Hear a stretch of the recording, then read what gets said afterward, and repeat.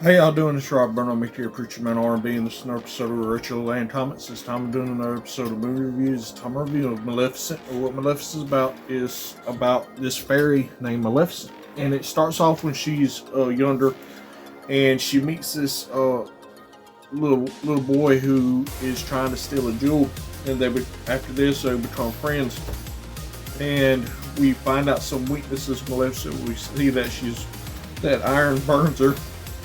And throughout the years, the boys stopped coming, and they grew apart or whatever.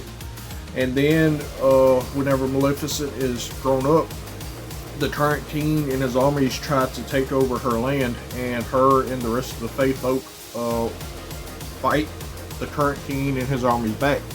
And this mortally wounds the current king, and the king tells his servants, whoever can kill the winged creature, aka Maleficent, becomes the next king. So this boy that grew up with Maleficent goes and drugs her pretty much. He roofies her, and she's knocked out. And at first he was going to kill her, but he's not able to kill her. But he does take her wings and takes them to the king, and he becomes the next king when he dies. Well, after this, a couple years go down the road, he has this daughter named Aurora, and Maleficent comes and puts a curse on Aurora. At her 16th birthday, she will touch a spinning wheel and touch the needle on the spinning wheel and be in the comatose state. And after this, the king has the three fairies that was there before Maleficent got there, and pretty much grew up with Maleficent to raise Aurora. Well, Maleficent looks after Aurora until she's 16, and throughout that time she starts to love Aurora like her own daughter.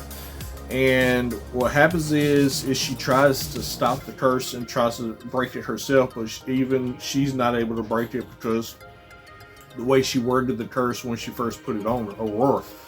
The only thing that can break it is true love's kiss. Well, Aurora winds up touching the needle and going to the comatose state. Maleficent finds Prince Philip. He kisses her, but it doesn't work. And then Maleficent is pretty much telling Aurora that she's going to protect her for the rest of her life, even if she never wakes up again. And she kisses her on the forehead, and this wakes up Aurora.